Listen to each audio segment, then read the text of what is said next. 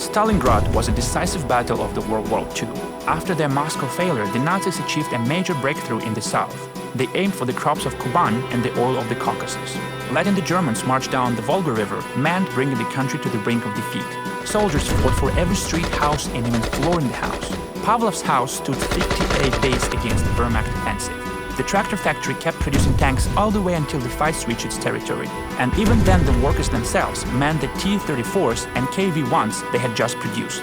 Heroes of Stalingrad, Marines and snipers, Vasily Zaitsev, Maksim Passar, Pyotr Goncharov, and Michail Panikakha. Soviet troops managed to stop German forces just 200 meters away from Volga. The Soviet General Staff planned a complex operation to surround the enemy. Field Marshal Paulus and his army were encircled, and by February 1943, they surrendered. Stalingrad counteroffensive hit the Nazis hard. Major losses meant no chance for them to recover their positions.